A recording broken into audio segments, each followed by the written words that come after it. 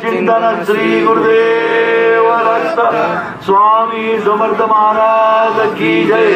समस्त दत्त भक्तांना आमचे गाणगापूरून सप्रेम नमस्कार। आज कार्तिक पौर्णिमेचा शुभ दिवस आहे। गाणगापूर क्षेत्रामध्ये सद्गुरू श्रीमंत नरसिंह सरस्वती स्वामी महाराज यांचा पालखी सोहळा तो संपूर्ण जगामध्ये प्रसिद्ध आहे। या पालखीच्या मार्गावर महासती कट्टा आपण बघत असाल की या ठिकाणी महासती कट्टा सजवण्यात आलेला आहे।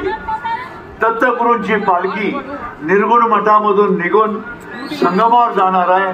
त्यावेळेला या सती कट्ट्याच्या समोरूनच जाते। सती कट्ट्याच्या समोरून महाराज सर्वांना आशीर्वाद देत या ठिकाणून जात असतात।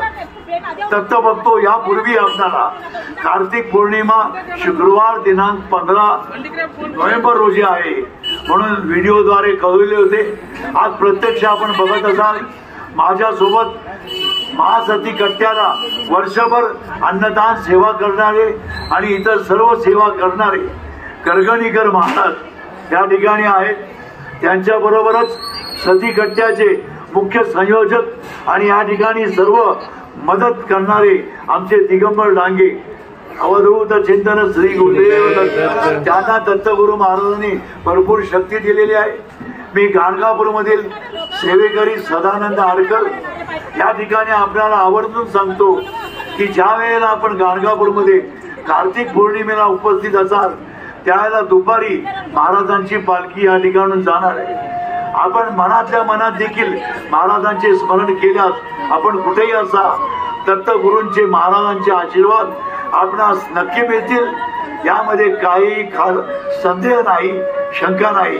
आपण बघत असाल सर्व करगणीकर कुटुंबीय दत्तभक्त मंडळ इतर महिला त्या सर्वांनी या ठिकाणी अतिशय सुंदर पद्धतीनं रांगोळ्या काढलेल्या आहेत।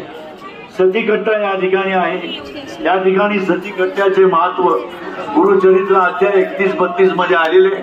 परत एकदा नंतर आपणास त्याची माहिती थोडक्यात देऊ, परंतु आजचा कार्तिक पौर्णिमेचा दिवस या सर्व भक्तांना दत्तगुरु महाराजांचे अखंड आशीर्वाद मिळो म्हणून या ठिकाणी अतिशय नम्रपूर्वक सिद्धभूमी गाणगापूर मध्ये प्रार्थना करतो आणि माझे 2 शब्द दत्तगुरूंचे चरणी अर्पण करतो।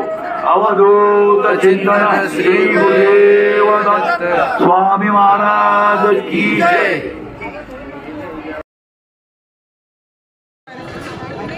पालखी इथनं जाते हो।